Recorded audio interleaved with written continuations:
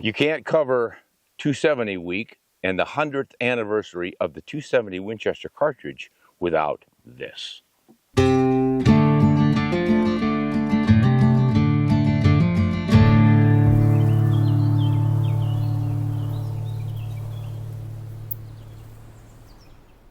Well, by this, I mean the original Winchester Model 70, chambered in 270 Winchester.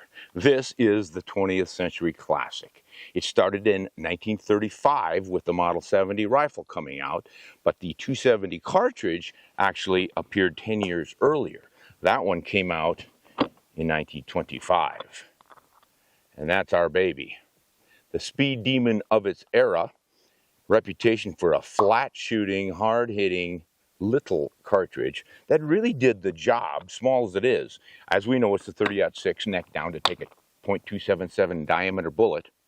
But the combination just proved to be ideal for a little longer reach than you would get with a 30-06 shooting a 150 grain bullet, for instance. But plenty of zip and energy into it for mule deer and pronghorn and whitetail, and a lot of elk hunters just found it to be quite effective. And it went around the world and it's pretty much taken everything. But this is the rifle that made it famous, and this is an original from, I believe it's a 1952 model. The Winchester Model 70 is what made the 270 Winchester as famous. I would say there were three things that really pushed that 270 Winchester into prominence. One is this Model 70 Winchester rifle. The other one is Jack O'Connor. And of course, the third one is the cartridge itself. The whole triad is just awfully hard to beat. So what we're going to do is kind of show you what the original Model 70 looked like and how it performed. This is pretty much our baby. First of all, I would have you notice that there's a screw hole up here, as well as one back here in the usual place. These days, you're almost always looking at your bedding screw that attaches the barreled action to the rifle stock right here. And it screws up into the bottom of the receiver. And then there's a recoil lug in here to take that energy into the stock. Well, in the old days, they used to have an additional one up here on the barrel. They eventually got away from it. These days, we're used to seeing free-floating barrels. But this system worked quite well back then. You didn't have free-floating barrels, but you gave them a little bit extra rigidity and tension by having that screw up there. So we're going to see how well this one shoots with that. As a general rule in those days, if you had a rifle that would group 1.5 MOA, that's 1.5 inches at 100 yards, 3 inches at 200 yards, you had a hunting rifle that was pretty darn accurate. Now, what made the Winchester so beloved was that controlled round feed and that big leaf spring. This is from Mauser. That's where it was first used. And that big leaf spring catches the cartridges when they bounce out. So when you have a round down in the magazine, it's held by the lips up on top until you push it forward, and that is done with the bottom edge of the bolt face. And that pushes the cartridge until it springs up with that leaf spring inside. But you push it down, and now when I slide the bolt in, see how it picks it up? Just the very bottom edge. Now when I come up and get past those lips that hold it right about here, it's going to spring up. Oh, it's really going far, right there. Now it's being held by that big claw extractor. So when I come back, it's coming with me. With a push feed, it just is loose in there. And what would sometimes happen, especially when guys got excited, they'd come forward like this and forget to close the bolt. And then when they came back out, they would leave a round in the chamber. But as you can see here, the controlled round doesn't do that. The controlled feed bolt, that is really an outstanding feature of the Model 70. And then the other was the 3-position safety. The reason there are 3 positions on this safety, because the first one locks the bolt down as well as the trigger. So you're not going bang accidentally. That's what you want a safety for. When you move it to the first position, you can now open your bolt to take your rounds out without fear of it accidentally firing or bumping the trigger, because now the trigger still can't break. But if I go all the way forward, you can fire it. That's the value of the 3-position safety. So the other thing, of course, is your dual lugs for locking the bolt. When you lock your round into battery, meaning your cartridge is in the chamber, now you need to lock it in there. That is done with these two big lugs right here. And this thing is going to rotate. That's why you see this little collar on here. The extractor is going to rotate out of the way when you twist it in. So now top one is locked into the receiver, and so is the bottom, two lugs. That's, again, the Mauser system. So that is kind of the classic. It all started in the 1890s when Mauser was designing this stuff. He perfected it with the Model 98 Mauser. And then we borrowed it to make the Springfield 03 military rifle. Kind of got sued by the Germans over some of the patent infringements on that stuff. But then Winchester borrowed pretty heavily when they made the Model 51, and then the 54, and then the 70. They pretty much perfected it. And after they perfected the 70, they really didn't change much, except for they got rid of that forward barrel screw. And at one point in 1964, they needed to cheapen things up because Remington was coming along and stealing a lot of market share with their Model 700, which was an accurate rifle, pretty dependable darn rifle. And it was selling for a lot less than the Winchester because it was cheaper to manufacture. They had gone to a round receiver, so it was just all milling round stock. And they were cranking out rifles that were a good 20% less expensive than the Model 70. So to compete, Winchester decided to reduce their costs as well. So they went with a little bit cheaper stock with pressed checkering instead of cut checkering. And they went to the push round feed, the same as the Remington. And oh, did the Winchester guys howl. Because this was no longer the Model 70 Winchester, but they still called it the Model 70 Winchester.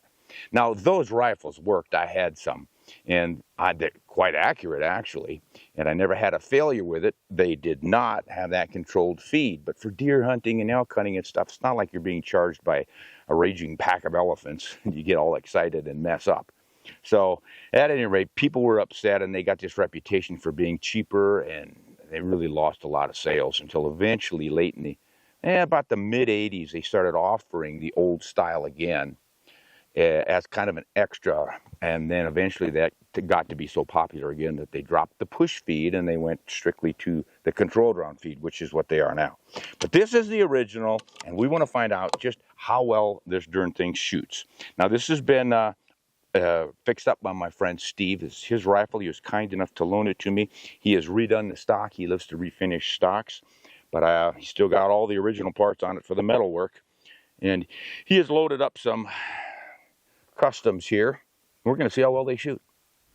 Hey guys, if you're going to be shooting a classic walnut stock rifle and you've got a beautiful walnut cartridge case like this one from Open Range Creations, you might as well go hunting with a classic old school wooden handled knife at the same time. And I love this set from Diamond Blade Knives.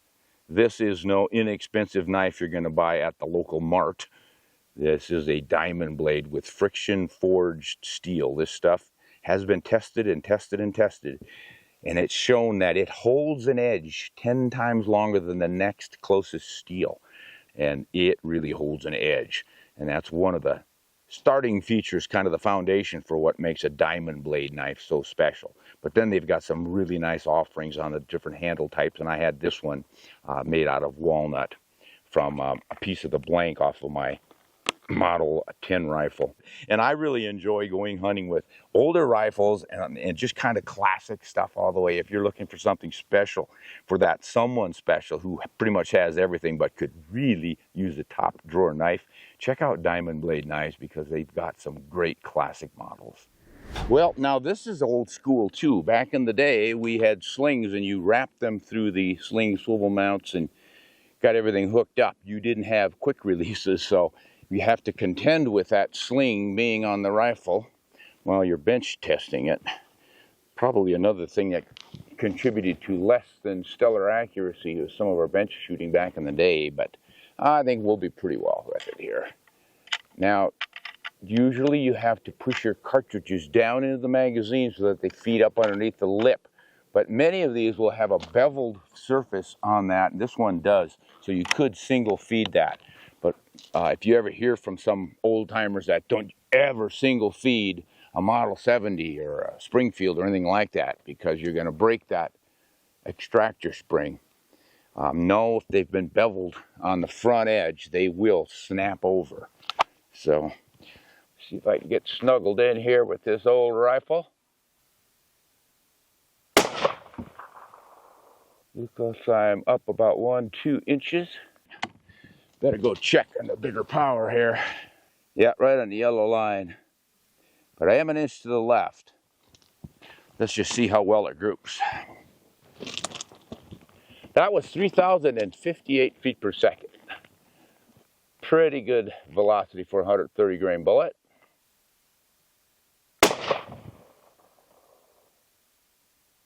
Right there by the other one. Pretty nice little bunch. Steve, I think you've done a pretty good job loading these babies.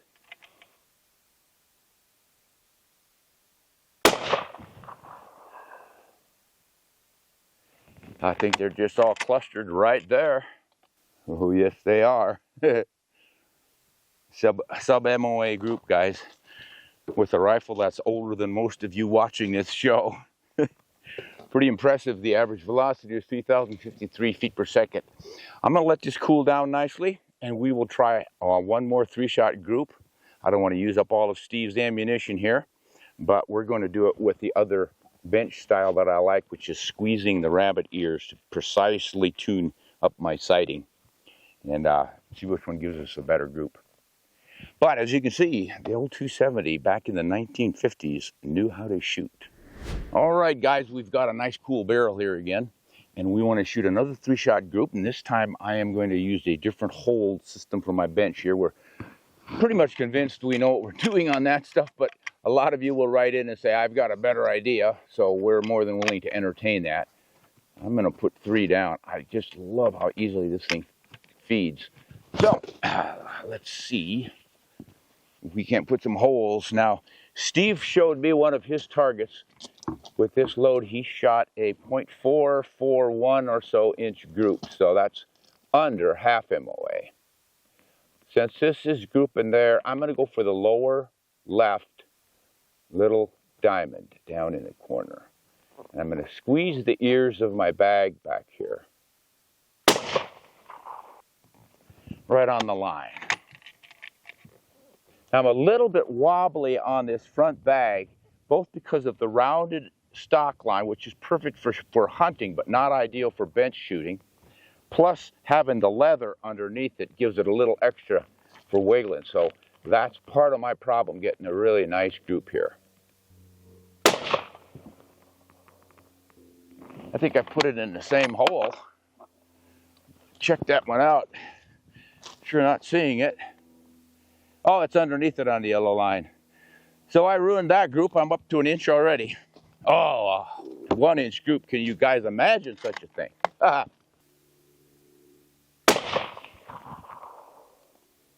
And that's right in between the two. So easily a 1-inch group. Bingo. Now I want to try to shoot some distance with this because the 270 made its reputation for its long-range performance. So I think we need to step out to 300 yards, 400 yards, maybe even farther. I can remember reading some Jack O'Connor stuff from back in the day where he was shooting at a wounded sheep that was running or something at 600 yards and dropping one in there. And this is with a 4X scope. So I'm dialing this loophole up to 12 here. But those are just really 2 nice groups representing the 1950s in a Winchester Model 70. Once again, we'll let that barrel cool a bit and we'll strip it out to 300 and maybe even 400 yards out there. I've got a deer target up on the hill. Yeah, we're going to engage that guy. I'll go look up some numbers and get some ballistics on this. Be right back. All right, guys, I built a ballistics calculator table here. We got my ballistics. And if we are 2.5 high at 100 yards, yes, indeed, which is what we are, we should be dropping 3.5 inches at 300. So let's try a 300-yard shot and see how we drop. 3.5 inches is all. Let's see what kind of a mark I have out there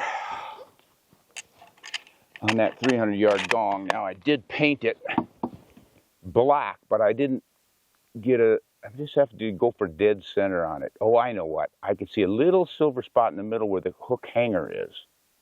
I will aim for that.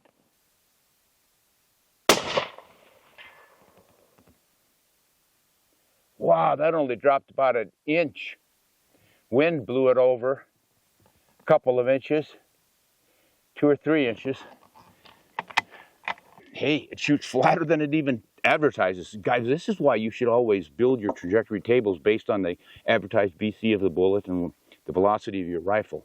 But then check it on the range. Find out. This could have just been a fluke. If I were serious about really working with this rifle to understand it fully, I'd want to shoot some groups at 300. But I don't want to burn up all of Steve's ammunition, so I'm just going to reach out there for a 400-yard shot. I think our deer is at just under 400. It's more like 485 or so. You remember that, Landon? 385, I mean? Yeah. So I'm thinking a foot high ought to put it on there. It's only a mil if I were dialing. But I'll do it the old grandpa way. The way we did it back in the day when this rifle was hot stuff. Just hold a little daylight over that buck's back. Pretty good wind though, so I'm going to hold over toward his nose and level with the top of his antlers.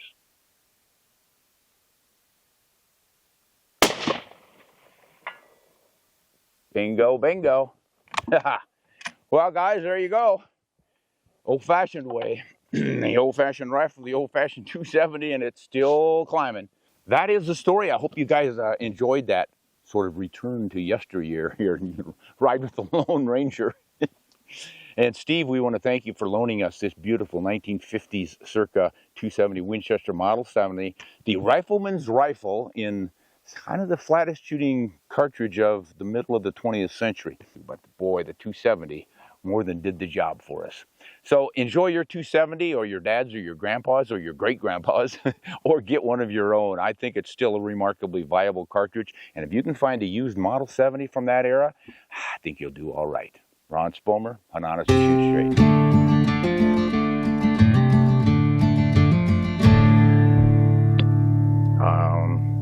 We're going to see how well they shoot. But before that, I'm going to do an ad about a knife. Hey.